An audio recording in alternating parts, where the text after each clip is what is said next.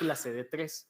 Hasta ahorita habíamos visto que por separado cada uno de estos, pero resulta que tienen mucho que ver, ya que CD3 está acompañando al TCR, lo está encapsulando de alguna manera. ¿Sí? Lo explico aquí. Imaginemos que el TCR lo vamos a encontrar así. ¿Sí? Son dos cadenas, que decimos que son las funcionales, una cadena alfa, ¿sí? Y la otra le llamaremos cadena beta, como lo habíamos descrito, porque recordemos que es un linfocito alfa-beta que le decimos. Este TCR va a estar encapsulado de alguna manera por CD3. Esto que estoy poniendo en gris va a ser la molécula de CD3. CD3 tiene 5 cadenas, ¿sí? Una cadena epsilon, una cadena delta, una cadena gamma, ¿sí? Y por las colas citoplasmáticas del TCR, ¿sí? Por abajo, vamos a tener 2 cadenas Z. ¿Okay? Todo esto va a estar, obviamente, en la membrana del linfocito T. Sí lo vamos a encontrar. ¿Va? Entonces, CD3 y TCR siempre van a estar en comunicación, como les decía. ¿Sí? Así es como lo vamos a ver. Si nosotros vemos si hacemos una comparación de TCR con el anticuerpo, podemos observar que son muy similares, ya que como habíamos dicho la clase pasada, los anticuerpos, ¿sí? Tienen esa parte de variable, las porciones variables, ¿sí? También el TCR, vamos a ver que tiene porciones variables y porciones constantes. ¿Por qué también tiene porciones variables? Porque el TCR, como se le va a estar presentando consecutivamente antígenos, pues tendrá que tener esa capacidad de reconocer a cada uno de ellos y todas las diferencias que puede conllevar un antígeno, igual que el anticuerpo. ¿Sí? Entonces, puede ser como una versión del anticuerpo en la célula T.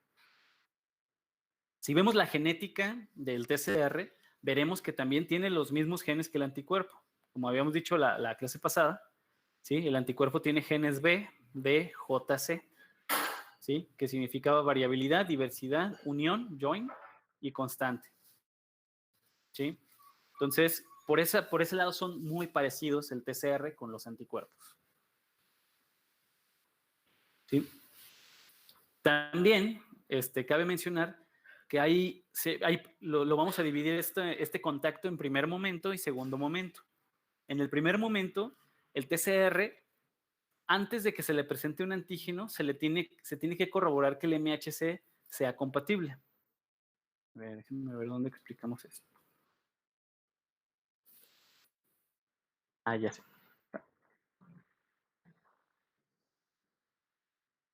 Por ejemplo, estamos diciendo que si tenemos una célula T CD4, el CD4, la molécula, la proteína CD4 va a estar aquí presente. Y lo que va a suceder es lo siguiente. Tendremos ahí el CD4. Y tendremos por otro lado a la célula APC. Y la APC va a tener a su MHC de clase 2. De esta forma. ¿Sí?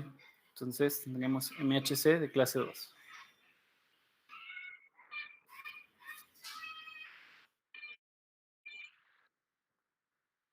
¿Sí? Entonces, quiere decir entonces que el CD4 tendrá comunicación, primero que nada, con el MHC para corroborar que efectivamente el MHC sea compatible con el CD4 y posteriormente el MHC que conlleva aquí, que trae el antígeno, se lo depositará al TCR. ¿Sí? Entonces, fíjense, tiene que primero corroborarse que es compatible para que después la APC le deposite el antígeno y esta célula se pueda activar. ¿Sí? O sea, estamos hablando de esto, el típico dibujo que siempre estamos poniendo. que decimos, es que la célula T le presentamos antígeno a través de la APC, ¿sí? Por el MHC.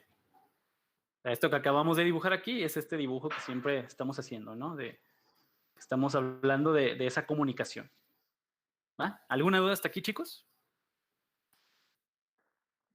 Profe, ¿siempre va a haber un CD4? O sea, en la membrana del linfocito. Sí, tiene que haber. Acuérdate que cuando salen del timo, o son CD4 o son CD8. ¿Sí? Ahora bien, si fuera CD8, recordemos que el CD4 se tiene que unir con el MHC de clase 2. ¿Sí? Pero si hablamos de un CD8, o sea, si aquí le pusiéramos CD8, el MHC ya no sería de clase 2, sería de clase 1. ¿Sí se acuerdan de eso? Ah, cierto, cierto. Perdón, sí, gracias. ¿Sí? Entonces, en la membrana siempre debe de estar o el CD4 o el CD8, forzosamente, porque de hecho, no sé si recuerdan en las primeras clases que decíamos los linfocitos TCR tipo 1, que eran los gamma delta, decíamos que no funcionaban. ¿Por qué? Porque no tienen ni CD4 ni CD8. Y decíamos, que como no tienen CD4 ni CD8, no se puede dar esta comunicación. Debido a que esto no existe, ¿sí? Y eso provoca que no haya un reconocimiento previo y no se le pueda depositar el antígeno al TCR. Entonces no hay comunicación. ¿Sale? Entonces es muy necesario que exista CD4 o CD8, porque si no, entonces pues no le podemos transmitir nada al linfocito T. ¿Va? Sí, muchas gracias. No, por nada. ¿Alguna otra duda, chicos? Hasta ahorita. ¿Sí queda claro eso? Sí, doctor. Ok. Seguimos entonces. De esto, bueno, hay una molécula que es así como la molécula estrella en todo este proceso, llamada SAP70, que es proteína asociada a cadena Z. ¿Cadena Z de quién? Del CD3. Recordemos que CD3 tiene unas cadenas llamadas Z. Este símbolo que está así es la letra griega Z. ¿Sí? Entonces, estas cadenas Z tienen relación con esta molécula SAP70.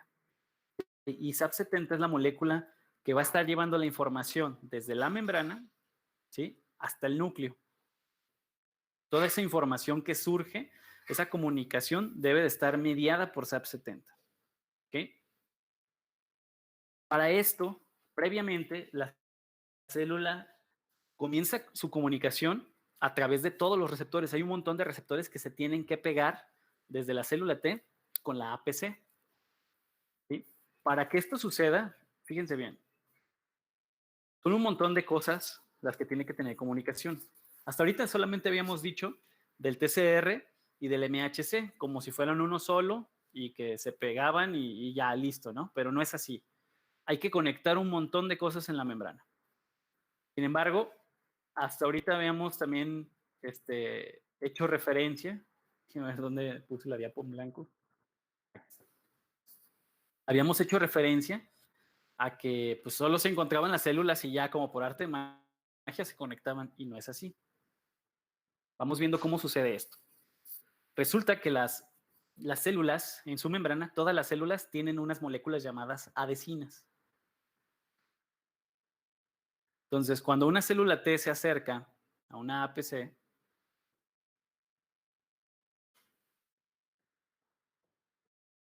¿sí?, hay un montón de cosas que se tienen que conectar. Comenzamos entonces con su TCR, que se tendría que conectar con su MHC. Y luego hay otras moléculas que llamamos moléculas coestimuladoras, que también van a estar en membrana. ¿Sí? Exactamente, como las caderinas. ¿Sí? Que se le llaman adhesinas en general, ¿no? Y ahí vamos a tener las selectinas, moléculas de adhesión, entre otras cosas, ¿no?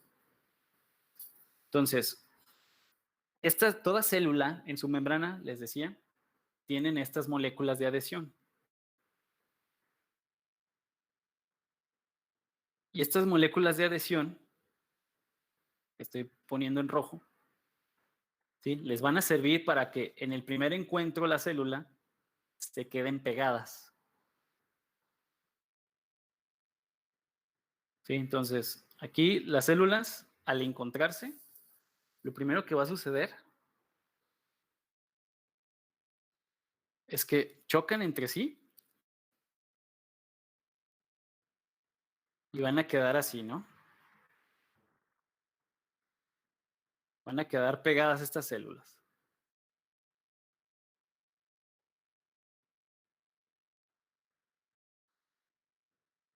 Y sus receptores, si se fijan en el primer encuentro, están desacoplados.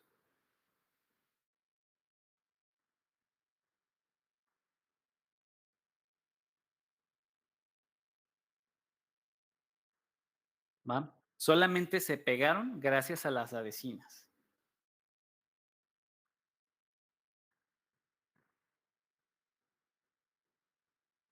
¿Qué es lo que tiene que pasar? La membrana, imagínense que la membrana de las células es como una membrana líquida que tiene movilidad, ¿sí? Entonces, las células, cuando ya se encuentran pegadas, comienzan a girar para todos los sentidos, ¿sí? Para tratar de conectar todos sus receptores. Entonces, esta membrana comienza a moverse hacia un lado y hacia otro para conectarse, ¿sí? De tal suerte que poco a poco todos los receptores comienzan, ¿sí?, a conectarse hasta que queden de la siguiente forma.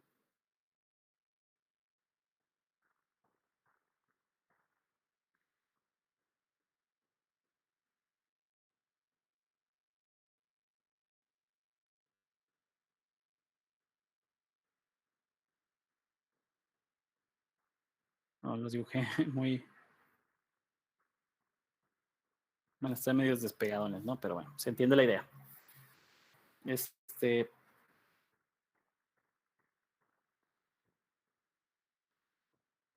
Supongamos que van a estar todos conectados, ¿no? Pero esto no va a suceder si no tuviéramos entonces a esas adhesinas. ¿Va? Entonces esto es lo que sucede, ¿no? La célula se pega, comienza a girar entre sí y se conectan todos sus receptores. En ese momento decimos, ok, ya activamos a la célula T. ¿Sale? Entonces vamos a describir a estas moléculas por las cuales se tiene que activar, o sea, todos estos receptores que va a tener en membrana. ¿Sí? Y decíamos que estábamos dividiendo en primera señal y segunda señal. Para esto, en la segunda señal, tenemos a unas moléculas llamadas moléculas coestimuladoras. Pero vamos nombrando, vamos haciendo una lista de qué es lo que tienen las células en membrana. Para empezar, la célula T. ¿Sí? La célula T en membrana, quedamos, tiene a su TCR, su receptor de célula T, ¿sí? Y tendrá también, tendrá CD3 en membrana, tendrá el CD4 y el CD8, o CD8, no, recordemos que no tienen los dos, tiene uno de los dos. Ah, me equivoqué.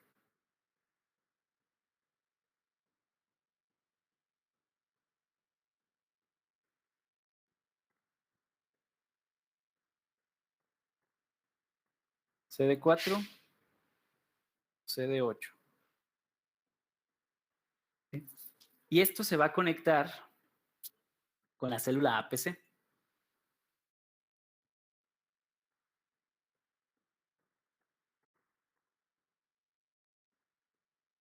¿Sí? La APC va a tener MHC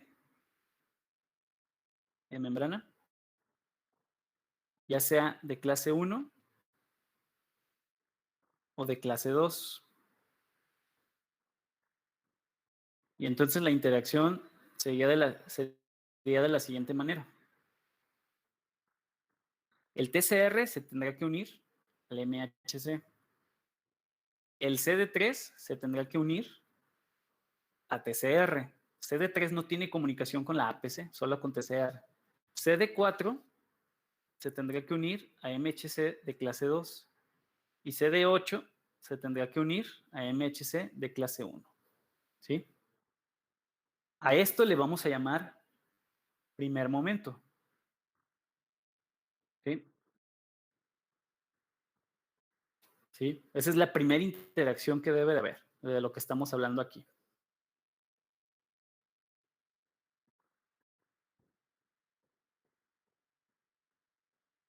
Profe, ¿y TCR se va a unir a MHC, pero de qué tipo?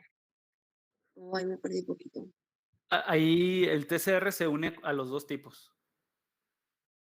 ¿Sí? Ok. Porque el TCR lo único que le tiene que pasar, o sea, quien corrobora la compatibilidad de CD4 y CD8. Aquí sí importa si es clase 1 o clase 2. Pero TCR en comunicación con MHC de clase 1 o clase 2 da igual. ¿Sí? Quien corrobora es CD4 y CD8. ¿Va? Ok. Muy bien. Y después de esto viene un segundo momento, que es lo que vemos aquí. La primer molécula coestimuladora es el CD28. No sé si recuerdan clases pasadas, decíamos que existían linfocitos CD28 positivos y linfocitos CD28 negativos. Los que son CD28 positivos decimos, es un linfocito activado. Los que son negativos es un linfocito latente, no activado. No quiere decir que no funcione, solamente no está activado. Entonces esto lo vamos a escribir como segundo momento. Quiere decir que la célula T en su membrana tendrá CD28.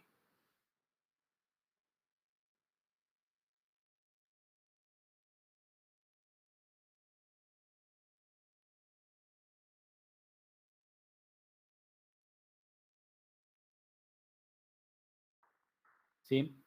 Por parte del APC va a tener una molécula llamada B71,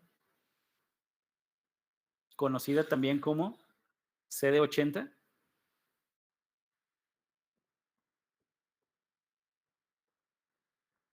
Y otra molécula llamada B72, conocida como CD86.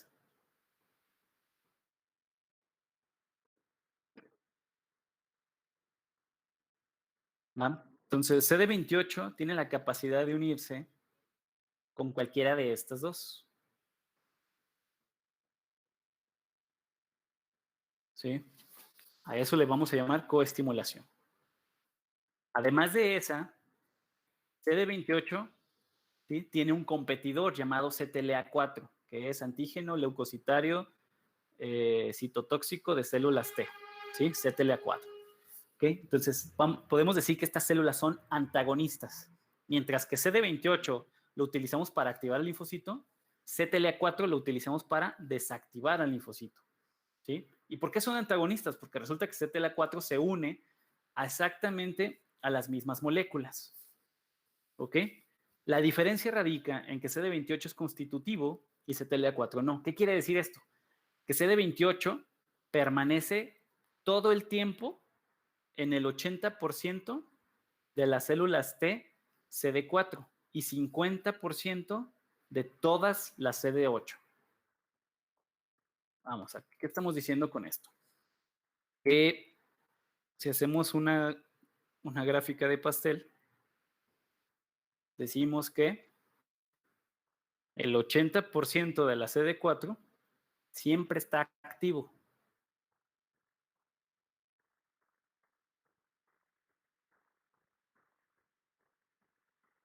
¿Sí? Y solamente el 20% permanece inactivo. ¿Sí? Esto en relación a CD28. En cambio, la CD8, el 50% permanece activo y el 50% inactivo. Eso quiere decir que sea constitutivo. O sea, el 80% es constitutivo y acá 50% es constitutivo. ¿Sí queda claro eso? ¿O alguien no le quedó muy claro esa parte.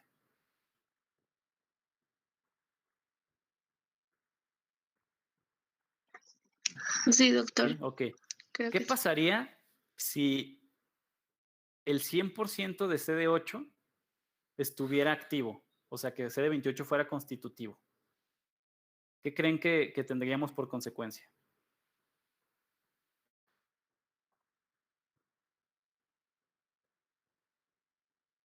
¿Nos beneficiaría? ¿Nos afectaría? ¿Qué pasaría? Como una reacción autoinmune. Exactamente, una reacción autoinmune. De hecho, eso es característico de las reacciones autoinmunes. ¿Sí? Cuando el CD8 tiene un porcentaje muy alto de activación, se puede caracterizar como una enfermedad autoinmune. ¿Por qué? Pues porque estamos hablando de que CD8 es una célula mucho más agresiva y entonces nos estaría destruyendo un montón de tejidos, ¿no? Por eso, el CD4 no nos importa que el 80% esté activo todo el tiempo, porque el CD4 solamente recluta, ¿no?, a otras células, pero no destruye directamente, ¿va? Entonces es por esa razón. Bien, entonces estamos diciendo que CTLA4, lo voy a poner con gris, CTLA4 pertenece a la membrana del linfocito T,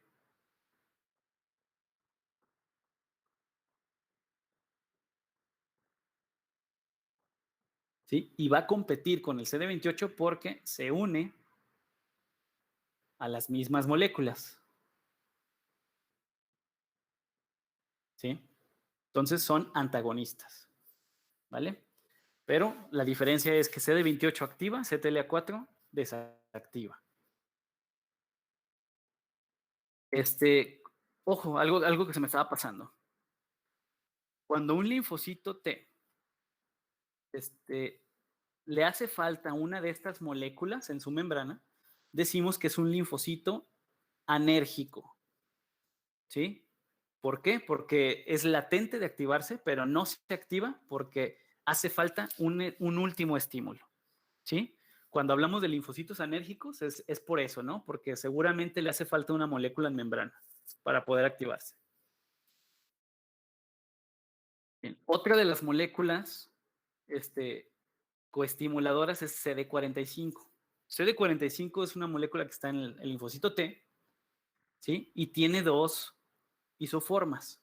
Decimos que hay CD45RA en aquellas células T que son vírgenes, que acaban de salir del timo. En cambio, tendremos CD45RO a todas aquellas células T de memoria, ¿sí? Y el CD45 va a activar a estas dos moléculas que en un momento más les voy a explicar para qué sirven. Entonces, en nuestra tabla tendríamos que anotar así. Entonces las primeras las vamos a encontrar más como en niños y ya las segundas en adultos. No, para nada. O sea, me refiero a, cuando hablo de células T vírgenes, es porque estamos diciendo que, recordemos que en el timo, ¿sí? En el timo entran timocitos, ¿sí? Esas células indiferenciadas, y salen células T, ¿va? Estas células T de nueva creación son CD45RA, ¿ok? Y esto puede ser en niños y adultos, o sea, en todos, ¿va? Me refiero a que son las células recién salidas que nunca han tenido contacto con un antígeno, ¿va? En cambio, RO son aquellas que tuvieron contacto con una APC, se les presentó el antígeno, ¿sí? Y producto de esta presentación se crearon clonas, ¿sí? Por consecuencia, creamos células de memoria, ¿sí? Que son células T que ya saben reconocer antígenos. Estas en negro son RO, ¿sí? A eso me refería. ¿Sí quedó claro? Sí, ya más claro. Muy bien. Entonces, CD45 se encuentra en la membrana del linfocito T se une para su activación con una molécula llamada CD22. ¿Va? Entonces, cuando se activa CD45 con CD22, CD45 pues ejerce su acción, ¿no? Teniendo en cuenta que existe RA y RO para células vírgenes y para células de memoria respectivamente. Y además de esto, también tenemos otras moléculas llamadas, propiamente son las adhesinas, que tenemos al CD2 o LFA2, ¿sí? Vamos a tener también a las integrinas, y aquí en las integrinas tenemos a la beta 1, la beta 2, que también es llamada BLA o LFA1, ¿sí? Vamos a tener unas súper importantes llamadas ICAM, que son moléculas de adhesión intercelulares.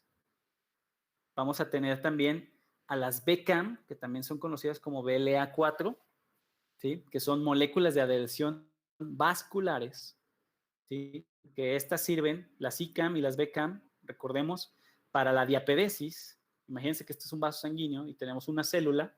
Entonces, la célula expresa ICAM y el endotelio va a expresar BCAM. Entonces, esta se va a pegar y vamos a tener, gracias a eso vamos a tener el rodamiento, ¿sí? Ya que se pegue, la célula se pega al endotelio, comienza a generar el rodamiento, encuentran una fenestración y escapan, ¿sí? Del sistema vasculatorio para ir ¿cómo se dice? Al sitio de inflamación. Entonces, todas estas moléculas, se fijan, aquí van a estar presentes, pues, tanto en células como en el endotelio para poder interactuar entre una y otra. Entonces, y aquí aquí no las ilustro todas, pero la manera de conectarse va a ser la siguiente. Este lo voy a poner con Fusion. Entonces, vamos a tener CD2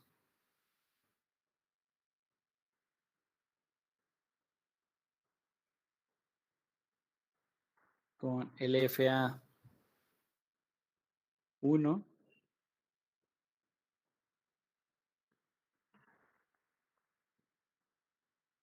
Estas adhesinas están presentes prácticamente en todas las células, ¿sí? Así, por eso la estoy poniendo de otro color.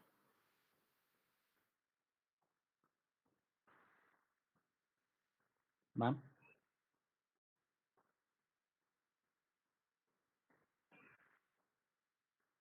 Entonces, entiéndase que estas adhesinas no son exclusivas de una célula, ¿sí? Sino que van a estar presentes en todas las células y que gracias a esas adhesinas se generó el primer contacto. Entonces, podemos hablar de esto, ¿no?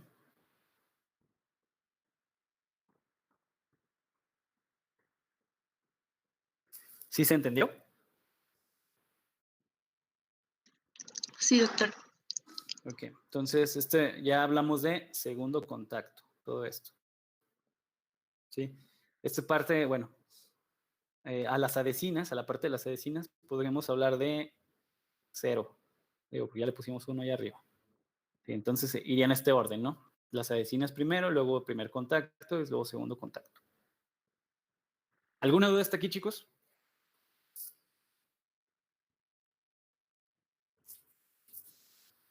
No, porque viene lo bueno. Muy bien. Bien, hasta este momento entonces solamente estamos hablando de interacciones intercelulares, pero ¿qué pasa cuando ya se conectan todas? ¿Sí? Ahora sí vamos a activar al linfocito T.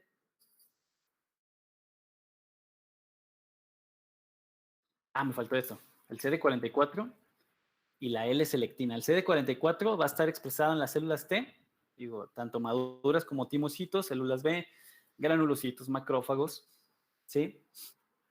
Y este CD44 se llega a unir con las selectinas. Entonces, CD44 estará en linfocitos T.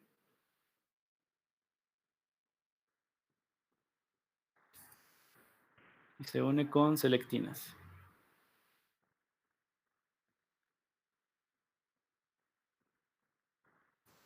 Va, ahora sí.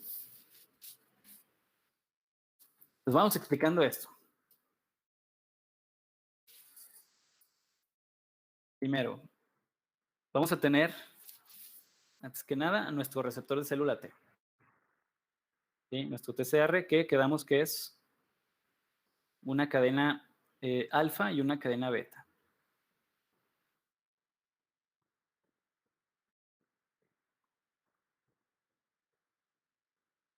A este receptor de célula T también habíamos dicho que estaba su CD3, lo estaba envolviendo.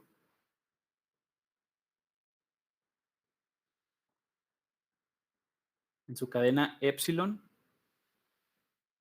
delta, gamma, y por las colas citoplasmáticas tendremos entonces a las dos cadenas Z.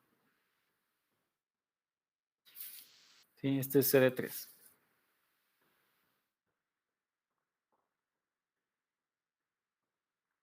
También en membrana tendremos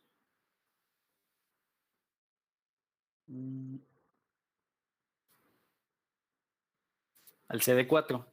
Bueno, vamos a poner el ejemplo de que tuviéramos un CD4.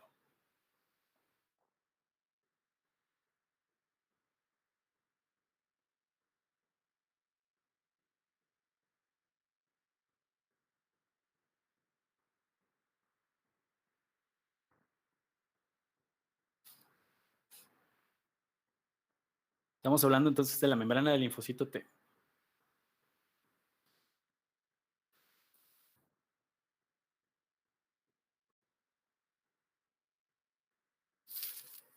Por otra parte, bueno, lo voy a poner mejor en negro. Vamos a tener también la membrana de la APC, donde tendremos aquí, si es un CD4, pues tendremos el MHC de clase 2.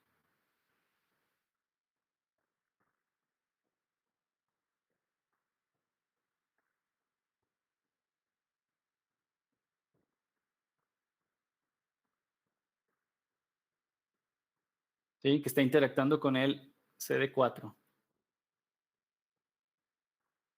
Y aquí va a traer el antígeno, que es lo que es la idea, ¿no? Presentarle el antígeno al TCR.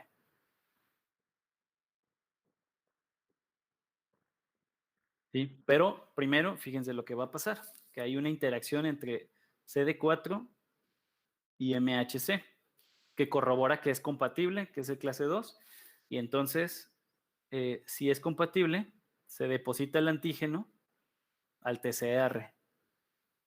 ¿Okay? Una vez que se deposita el antígeno al TCR, entonces se genera un estímulo. Ese estímulo corre a través de las cadenas alfa y beta del TCR y se queda atorado en las colas citoplasmáticas del mismo, el cual CD3 tiene que administrar para poderlo pasar debajo de la membrana. Sin embargo, en este momento CD3 está inactivo. Hay que activar a CD3. ¿De qué forma? A través de una molécula llamada LSK, que se encuentra en la cola citoplasmática de CD4, pero LSK también está inactivo. Hay que activarlo. ¿Sí? ¿Cómo lo vamos a activar? A través de CD45.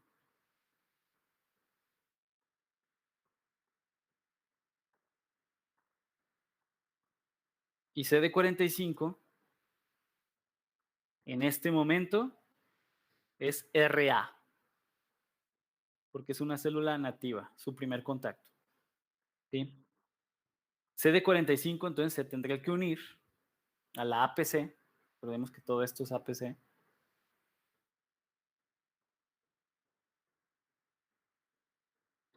¿sí? Se tendría que unir a una molécula llamada CD22.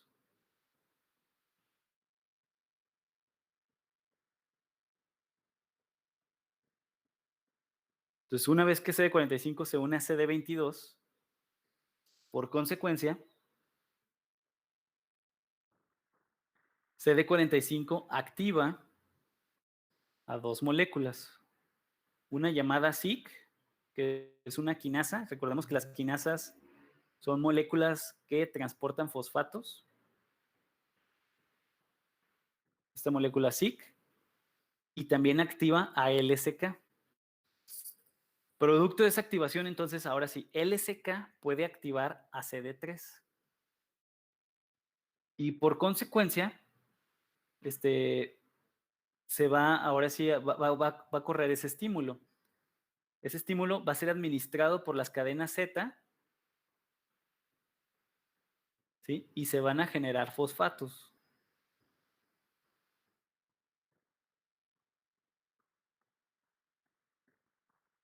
Entonces, toda esta zona se va a llenar de fosfatos. Esos fosfatos, recordemos que tienen carga negativa. Entonces van a comenzar a traer moléculas como si fueran pequeños imanes. Entre ellas está SIC. ¿Sí? Y vamos a traer a otras dos moléculas. Les repito, como si fueran imanes, ¿no? Entonces, una de ellas va a ser SAP70.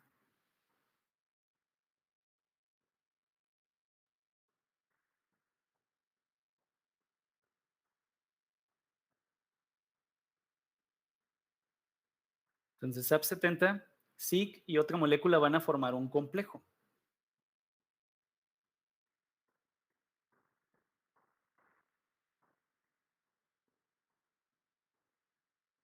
SAP70, SIC y otra llamada FIN.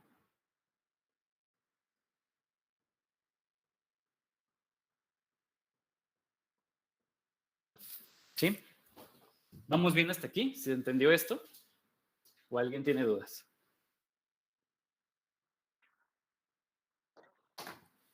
No, profe, ¿Nadie sí se tiene? entendió. Sí, ok.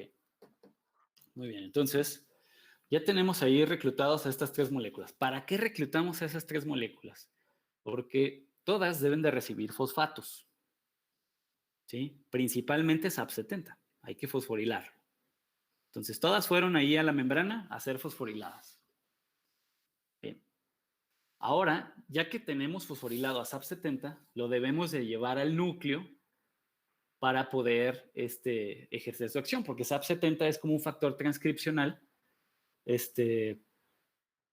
pues que tendrá que ejercer su acción ahí en el núcleo, ¿no? Para esto vamos a requerir a otra molécula coestimuladora. En este caso es al CD28.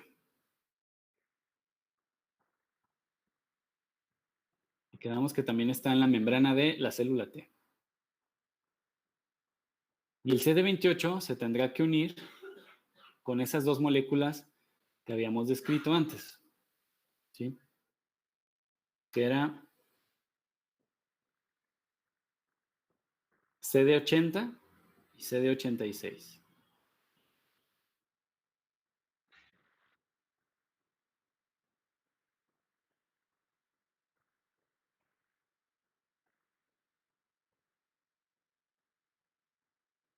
¿Va? Que es B71 y B72. Entonces, cuando esto sucede, CD28 que se une a CD80 y CD86, entonces CD28 activa a una molécula llamada PI3K. No sé si recuerdan de esta molécula en bioquímica. No sé por qué puse P. ¿Sí? Que se llama fosfatidil inositol 3-fosfato. 3-quinasa, perdón. Fosfatidil inositol 3-quinasa. ¿Sí? Es un segundo mensajero transportador de fosfatos. ¿Sí? Y PI3K lo que hará es ir con el complejo formado, ¿sí? Y sacar a SAP70 fosforilado y llevarlo al núcleo. ¿Sí? Estando en el núcleo, SAP70, esta es la membrana del núcleo, ¿sí? SAP70 va a ejercer su acción en el núcleo. ¿De qué forma? Pues va a ir con el DNA y va a funcionar como un factor transcripcional. ¿De qué? De interleucina 2. Y si recordamos clases pasadas, la interleucina 2 en las células T provocan clonas celulares. ¿Sí? Entonces, no sé si se acuerdan cuando veíamos el TH1 y el TH2, que decíamos, pues ambos producen interleucina 2. La razón por la cual produce interleucina 2 es gracias a esto, a que SAP70 fue al núcleo, ¿sí? Y funcionó como un factor transcripcional para expresar genes de interleucina 2. ¿Sí? Entonces, esta es la razón por la cual esta célula se clonaba. ¿Va? Ahora bien, como todo esto implica un gasto enorme de energía, estamos estresando muchísimo a la célula. ¿Sí? Producto de este estrés, puede ser que la célula caiga en apoptosis. ¿Sí? Es como si yo los pongo a correr, les digo, ¿saben que le tienen que dar 10 vueltas al campus Vallarta de la Mar? Después de esas 10 vueltas alguien se va a infartar. ¿Sí? ¿Por qué? Porque lo estoy sometiendo a un estrés muy excesivo, ¿no? Lo mismo pasa con las células. Las células, al someterse a un estrés excesivo, producen un montón de radicales libres, porque aquí tiene sentido el ciclo de Krebs, ¿sí? Aquí la célula va a comenzar a respirar en exceso y va a comenzar a estresarse tanto que puede llegar a morir. Pero no podemos dejar que eso pase, ¿sí? Porque si eso pasa, entonces esta activación ya no se va a dar de manera adecuada. Para lo cual, fosfatidilinositol 3 quinasa, para evitar la muerte celular, va a activar a una molécula llamada AKT, que no sé si la vieron en biología molecular, tiene que ver mucho con cáncer, ¿sí? AKT, al ser activada, tiene 3 vías de señalización, ¿sí? Una a través de inhibiendo a una molécula llamada P27-KIP,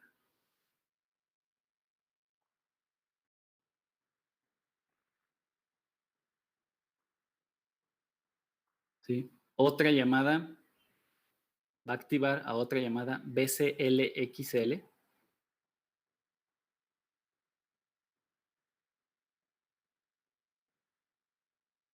¿sí? Y una última molécula llamada NFAT. Doctor, ¿a esas tres las activa? Perdón, no te escuché bien. ¿A esas tres las activa? Activa a NFAT, activa a BCLXL y a P27-KIP la inhibe. Recordemos, no sé si recuerdan en bioquímica, cuando poníamos una flechita, quiere decir activar. Cuando poníamos este símbolo, quiere decir inhibir. ¿Va? Para cuando todo lo que le ponga flechita está activando y todo lo que ponga este símbolo es inhibiendo. También utilizo estos otros símbolos que quiere decir continuación. ¿Va? Aquí lo voy a poner de hecho.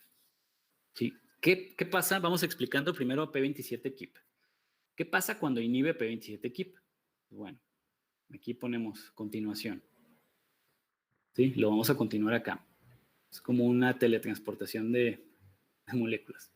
¿Sí? P27-KIP, al estar siendo inhibido, ¿cuál es la función de P27-KIP? Pues resulta que P27-KIP a su vez inhibe a CDK2. ¿Se acuerdan de CDK2? ¿Qué hace?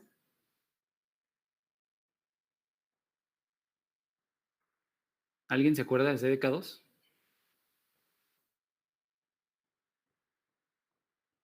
¿No? Bueno, les explico rápido. Si recordamos el ciclo celular A una ciclina, ¿no? exactamente, ¿sí? Se compone de G1, de la fase S y de la fase G2, ¿sí? Así como la fase M. Antes de esto, pues era G0, ¿sí? Entonces, de G0 a G1, esto sucede gracias a la ciclina D.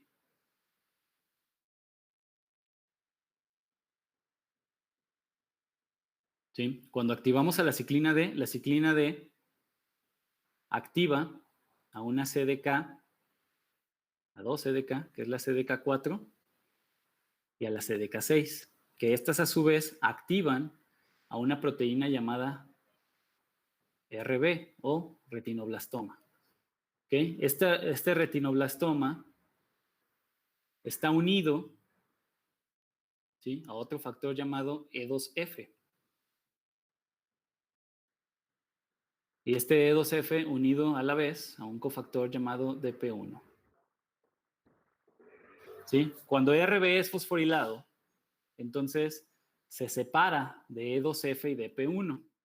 ¿Sí? Y mientras lo mantengamos separado, E2F y DP1 activan a la ciclina E, esto ya estando en G1, activan a la ciclina E para que se una, ojo aquí, con CDK2.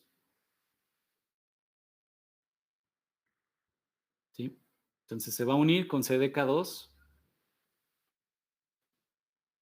para cambiar de G1 a S. ¿Sí? Entonces, cuando se une ciclina E con CDK2, decimos que ya estamos en fase de síntesis, en la fase S del ciclo celular. ¿Ok? Para proseguir este ciclo, E2F y DP1 activan a la ciclina A. Y esta ciclina A se une a la misma CDK2 y lleva a cabo toda la fase S. ¿Sí? Para cambiar de fase, la ciclina A se une con con otra quinasa llamada CDK1. ¿Sí? Se trasloca CDK1 a la ciclina A y el mismo E2F, ¿sí?, activa a la ciclina B. Y entonces CDK1 se une a la ciclina B y hay cambio de fase de S a G2. ¿Sí? Y luego ya ciclina B con CDK1 nos lleva a mitosis. Y finalmente de aquí obtenemos dos células clonas. ¿Ok? Este es el ciclo celular. Ahora, fíjense, puse en gris a CDK2 por lo siguiente. P27-KIP nos está inhibiendo. De manera normal, P27-KIP nos quita a CDK2. ¿Sí? Pero si esto sucede, si dejamos que eso pase, o sea, estamos diciendo que estamos inhibiendo a CDK2 porque P27-KIP está ahí activo.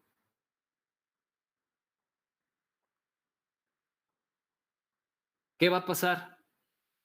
Que si quitamos del sistema CDK2, el ciclo celular se detiene. O sea, va a haber un error aquí. ¿Quién va a corroborar ese error? P53. ¿Ya les había explicado esto o me está dando un déjà vu? No, sí, ya, ¿no? La clase pasada, ¿no? Sí, creo que sí, ¿verdad? Como que No, no, ¿no? doctor. Lo hemos visto en Bueno, otras clases, pero no lo había explicado. ok. P53 entra en juego, ¿sí? Cuando corrobora que dice, ah, caray, ¿por qué no está siguiendo el ciclo celular? P53 entra y produce a P21, ¿sí? P21 produce un inhibidor de ciclinas, ¿sí? Y lo que va a hacer es detener a todas las ciclinas.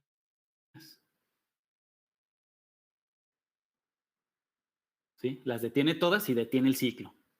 Una vez detenido el ciclo, P53 produce otra molécula llamada GAT45.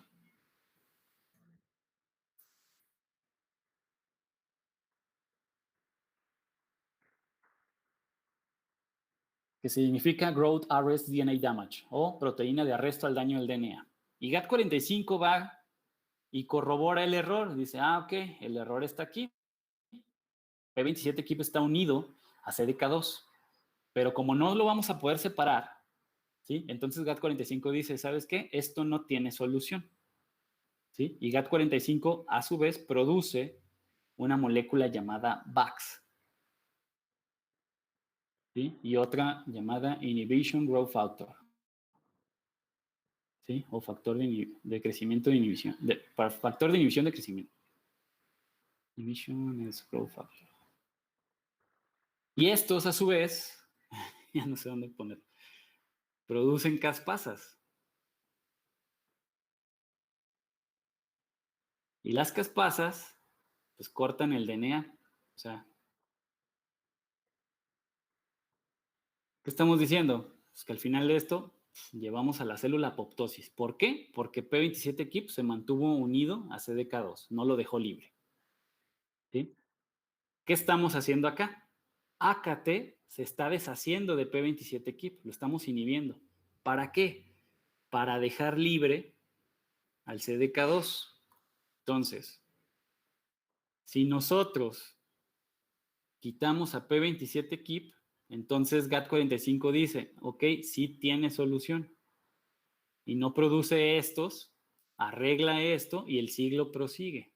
El ciclo va a seguir y vamos a llegar a tener nuestras clonas. ¿Se entendió? Sí, Doc. ¿Sí? ¿Alguien le quedó duda de qué está haciendo AKT con P27-KIP? No, no sé. No. Ajá. Bueno, a mí se me quedó poquito duda, ¿por qué se unió entonces P27K y P? Ok, Ajá. perdón. Ajá. Porque fue como la finalidad en la que se uniera, o sea, ¿por qué Es quiere que detener el ciclo? porque está regulando. Imagínate, si P27-KIP no regularía esto, todo el tiempo estuviera una y otra vez corriendo el ciclo. ¿De quién es característica eso? Pues del cáncer. ¿Sí? Ok, Si no estuviera ahí P27-KIP, todo el tiempo estuviéramos en G1, S, G2, M, y luego otra vez G1, S, o sea, nunca entraríamos a G0. Por eso P27-KIP es necesario frenar este ciclo cuando no lo requerimos. ¿Sí? Ya se estarán imaginando que AKT tiene que ver con cáncer. Esto que estamos hablando es la Biblia del cáncer. Para todos aquellos que quieran ser oncólogos, ¿sí? Esto es indispensable para saber cáncer. ¿Sí? Entonces, cuando AKT interviene todo el tiempo, también eso es malo. ¿Sí? Si AKT todo el tiempo se deshace de P27-KIP, entonces estamos diciendo que AKT es un factor cancerígeno, se puede volver cancerígeno porque la célula todo el tiempo se va a estar replicando y replicando y replicando y replicando y nos va a formar un tumor, debido a que nunca se va a detener. Por eso P27-KIP debe ser regulable. A veces debe estar presente, a veces debe estar ausente. ¿Sí? Quien regula P27-KIP pues es AKT. El problema es cuando se hiperfosforila AKT, ahí ya valió porque todo el tiempo vamos a estar con P27-KIP ausente y siempre va a estar libre CDK2 y todo el tiempo va a estar sucediendo el ciclo. Todo el tiempo una y otra vez y se va a estar activando la G1, ¿sí? Y vamos a tener miles de clonas y entonces eso nos va a llevar a cáncer. ¿Sale? ¿Sí quedó más claro? sí, Doc. Muy bien. ¿Alguna duda hasta aquí, chicos? Porque viene lo difícil.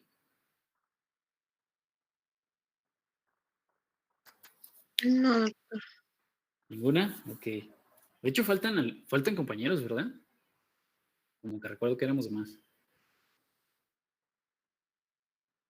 Bueno, no ubico ahorita quién falta, pero pues quien falte le van a tener que explicar todo esto porque sí está medio complicado. No, no falta ninguno, profe. Así somos de poquitos. sí, no ¿En falta serio? nadie. Yo como que me acordaba que éramos como 24. Cuando entramos, me acuerdo que éramos 40 y luego en segundo semestre ya éramos como 25 y ahorita somos 18. Y así sucesivamente. De hecho, José Luis, ¿no falta tomó esa clase? este chico, ¿no? El que es de Suecia o de Suiza, no me acuerdo. Agus, Ajá, Ah, sí, sí. sí es cierto, él falta. Pues bueno, ahí le explicarán después. Bueno, sigamos. ¿Qué me quedé? Ah, sí. Luego sigue, bueno, ya entendimos el mecanismo de por qué P27-KIP es inhibido. ¿Sí? Posterior a eso, tenemos que entender el mecanismo, ¿sí?, de BCL-XL. ¿Qué está haciendo BCL-XL? Pues resulta que este inhibe a una proteína llamada BDAC. ¿sí? Que es Voltage Dependent Anion Channel, o canales aniónicos dependientes de voltaje. ¿A qué estamos haciendo referencia? A la mitocondria. ¿Sí? Estamos hablando de que quien tiene ese intercambio dependiente de voltaje por aniones es la mitocondria. Hasta hablamos del ciclo de Krebs, de la respiración celular. ¿Sí? Cuando hay un excesivo, una respiración celular excesiva, la mitocondria activa una molécula llamada citocromo C.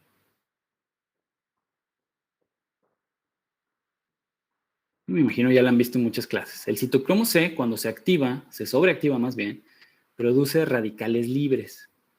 ¿Sí? Y el exceso de radicales libres entonces activa a una molécula llamada APAF1, que es factor de apoptosis 1. Esta molécula APAF1, a su vez, activa caspasas.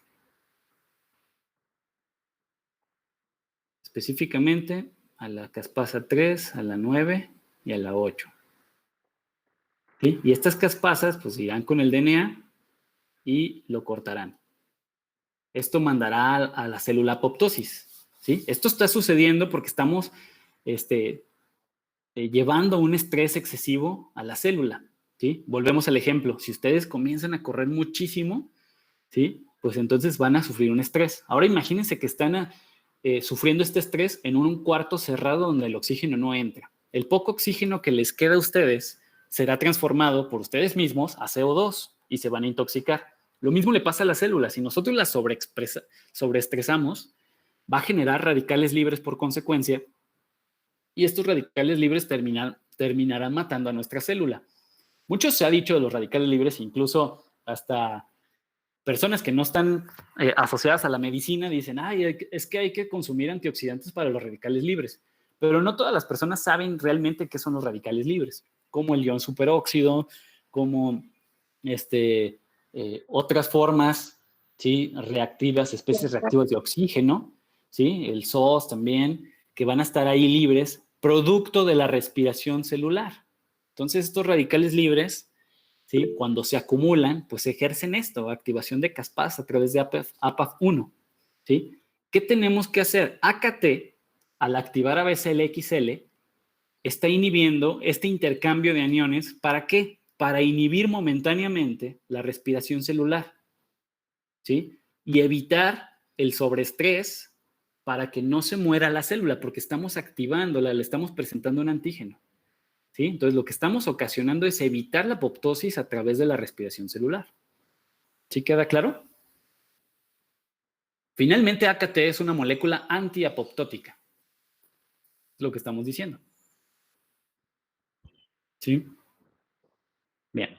El último, que es el NFAT, ¿sí? Esta molécula, al momento de que se active, lo que va a hacer es ir al núcleo y en el núcleo va a sobreactivar más interleucina 2. ¿Sí? Entonces va a haber un montón de clonas celulares. Estamos produciendo mucho CD45RO. Y en este momento, si nosotros graficamos a SAP70, lo podríamos ver así, ¿no? SAP70 está sufriendo un crecimiento logarítmico, ¿sí? De fosforilaciones, pero va a llegar a un punto en que se vuelve una meseta, porque ya está saturado.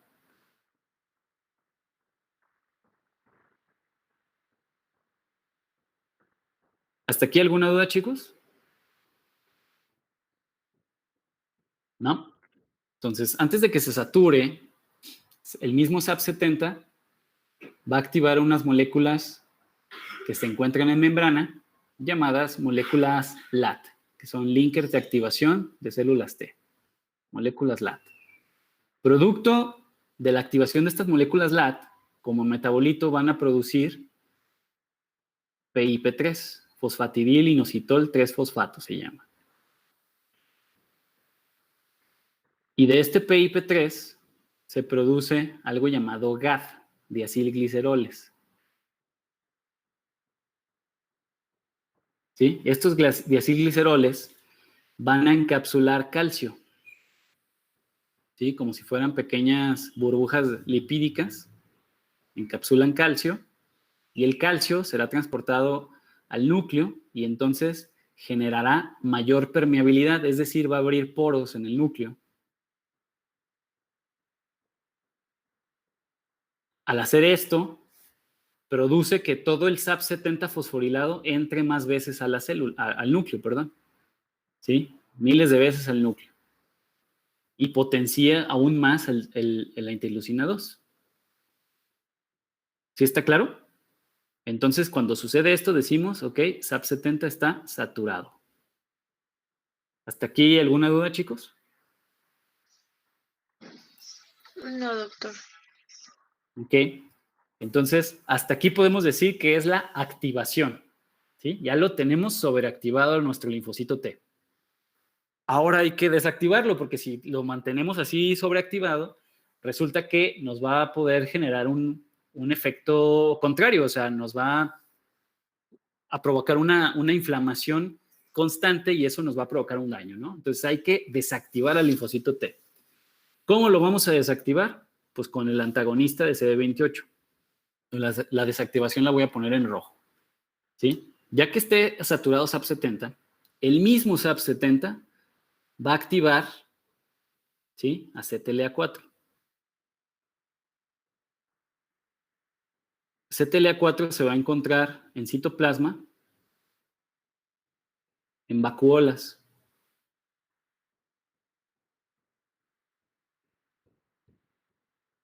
Entonces, este CTLA4 se va a encontrar así, de esta forma en vacuolas.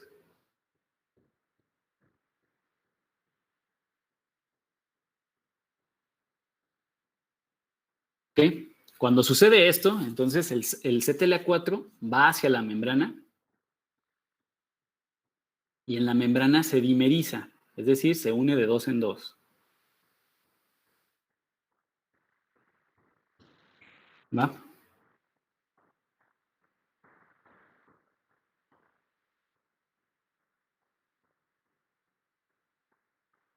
Bien. Una vez como dímeros, CTLA4, en las colas citoplasmáticas se le unen dos moléculas llamadas SHP. ¿Sí? Son moléculas sulfidrilos, ¿sí?, la 1 y la 2. Estas moléculas SHP inhiben al CD28 y lo desconectan de CD80 y CD86. En ese momento, cuando sufren esa desconexión, CTLA4 aprovecha y se une a esas dos. Recordemos que es un antagonista. Entonces, una vez que se une a CD80 y CD86, CTLA4 activa a la par a una molécula llamada GRB2. GRB2 es una GTPasa. ¿Qué va a hacer esta GTPasa? Pues va a ir con la molécula que inició todo, aquí, y va a inhibir todo este sistema. ¿De qué forma? Va a agarrar todos estos fosfatos y los va a convertir en GTP. Por eso se llama GTPasa. ¿Sí? Todos estos fosfatos los convierte en GTP, en moléculas de energía. ¿Para qué hace esto? Pues para administrar todo el paso de energía que está aquí, y al quitar los fosfatos, le quita los fosfatos a SAP70 y a todos estos, y todo vuelve a la normalidad. Entonces SAP70 comienza a descender a niveles normales. ¿Sí? Y a esto llamamos desactivación. ¿Va? Pero sucede otra cosa. Este linfocito sigue vivo. Aseguramos su supervivencia gracias a AKT, ¿sí? Y sigue funcional. Entonces, ¿qué va a pasar si ya una vez desactivado lo queremos volver a reactivar? Porque llega otra APC, le presenta otro antígeno y todo vuelve a suceder. Tenemos un grave problema. Este grave problema, ya no sé con qué color lo vamos a poner. Bueno, con negro. ¿Qué va a suceder después? Pues si queremos reactivar este linfocito, pues tenemos el problema de que está CD28 y CTLA4 al mismo tiempo en membrana y son antagonistas. Quien nos estorba es CTLA4. Si CTLA4 no lo quitamos, ¿sí? CD28 no va a poder activar y nunca se va a poder formar el complejo de SAP70 fosforilado y esto nunca va a suceder. Entonces, el mismo SAP70 en las primeras activaciones, para quitar a CTLA4, lo que va a hacer es producir una activación de una molécula llamada clatrina. Ya la habíamos visto anteriormente. ¿Sí? La clatrina se encuentra en la membrana.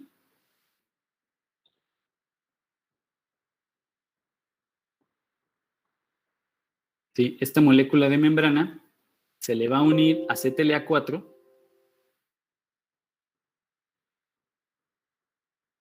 ¿sí? A los dímeros de CTLA4 y los va a endocitar. ¿Sí?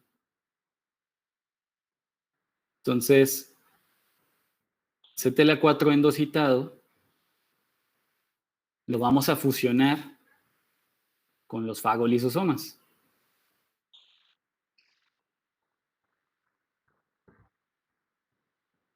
Y una vez fusionado, pues vamos a tener lo siguiente.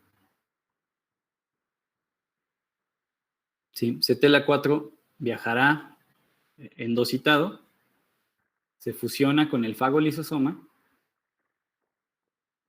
y CTLA4 se destruye.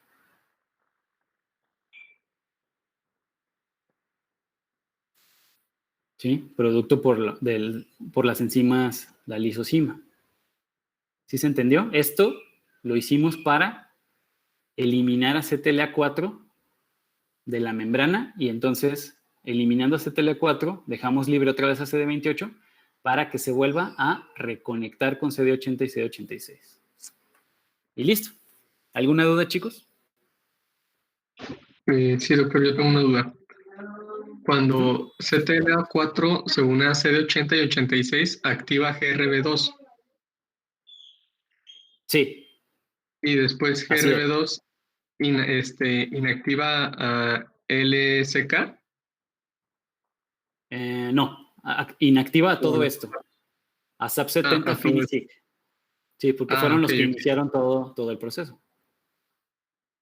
¿No? Ok. Gracias. No, por nada. ¿Alguna otra duda, chicos? Está interesante, ¿no? Profe, no es una duda. ¿Cuál eran, Sí. bueno, qué significaba el GAD? ¿El HAD o GAD? Este de aquí, GAD, diacilgliceroles. Ah, gracias. Sí, por nada. Ahora, se estarán preguntando, ¿de qué me sirve saber todo esto? Pues resulta que el año pasado le dieron el Premio Nobel de Medicina a unos investigadores que tardaron 10 años en descubrir todo este desmadre para hacer terapias en contra del cáncer, que resultaron muy efectivas.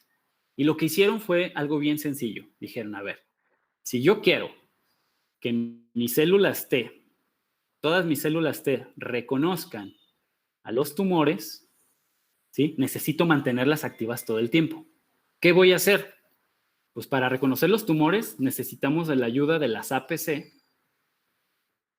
¿sí? Que vayan al tumor, presenten un antígeno posteriormente a la célula T. Para que esto suceda todo el tiempo, bien fácil. Lo que voy a hacer es inhibir permanentemente al CTLA4 y potenciar permanentemente por parte de las APC a CD80 y CD86. ¿Cómo lo hago? Con terapia génica, potenciando un factor llamado PD1. El PD1 resulta que es el regulador genético de CD80 y CD86. ¿Sí? Con terapia génica produzco PD1 y con terapia génica inhibo de manera permanente CTLA4. Eso deja siempre lábil a CD80 y CD86 y siempre lábil a CD28 en membrana. De esta manera, a su vez, le proporciono antígenos tumorales a la APC, ¿sí? Para que todo el tiempo los mantenga presentando a las células T. Y voilà, adiós cáncer. 10 años para hacer esto y por eso les dieron el premio Nobel. ¿Sí? Ahora bien, ¿de qué más me puede servir este conocimiento? Si yo les digo, si yo tuviera un fármaco, que este fármaco inhibe de manera directa al SAP70, ¿qué efecto lograrían mis células? Pregunta.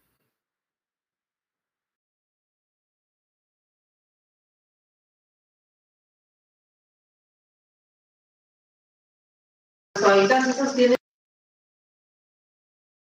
¿Cómo? No te escuché.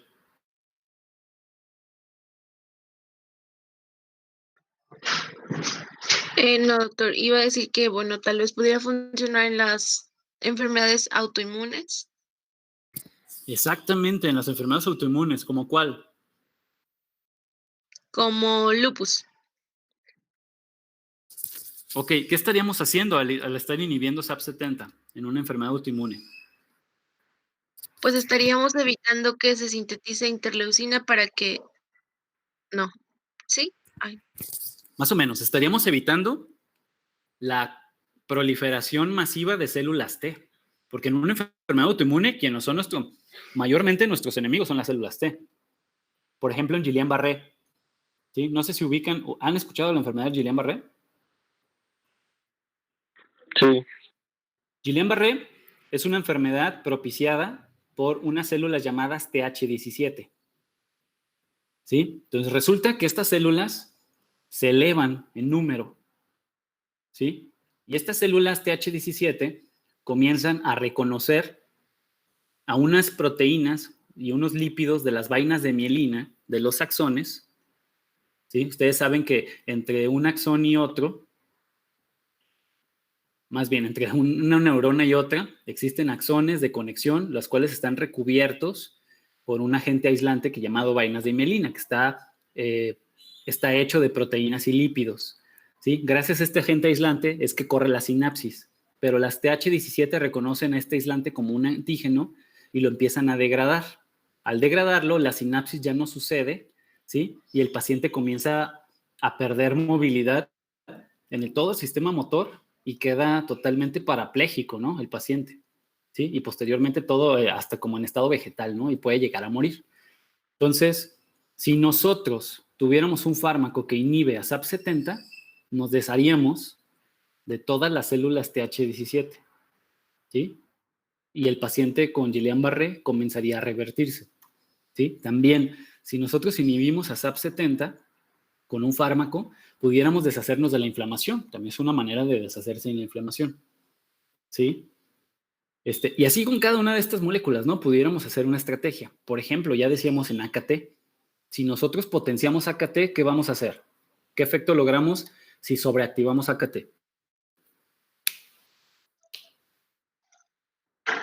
que no se lleven que no se lleven a apoptosis las células. Exactamente. Ahora, si inhibimos a AKT, si lo quitamos, Pues va a haber muerte celular. ¿ok? ¿En qué podemos utilizar, en qué enfermedad pudiéramos utilizar esa estrategia a nuestro favor? ¿En cáncer? Exactamente. Si nosotros a la célula cancerígena inhibimos AKT, o sea, en una leucemia, pues vamos a evitar, ¿sí?, que se siga proliferando. En cambio, lo vamos a llevar a apoptosis. Por eso AKT es una molécula diana de muchas quimioterapias. Si se fijan, saber a este nivel molecular la fisiología de cada una de nuestras células, pues es una gran ventaja. ¿Por qué? Porque vamos a conocer de manera específica cómo funciona y utilizar las moléculas a nuestro favor. Así es como surgen los diferentes fármacos que hay en el mercado, ¿sí? Conociendo bien la fisiología celular, ¿sí? ¿Alguna duda de este proceso, chicos? No, doctor. Muy bien, pues entonces, si no hay dudas, necesito que estudien muy bien este proceso. Vuélvanlo a repasar. Mi recomendación es, como siempre, vuelvan a hacer el dibujo ustedes en su libreta y hagan una lista de todas las moléculas que vimos hoy para poder ver, a ver, ¿qué hacen las moléculas LAT? ¿Qué hace PIP3? ¿Qué hace el fosfatidilcisteína 3 quinasa? ¿Qué hace SHP1? ¿Qué hace el CTLA4? Y así con cada una, ¿no?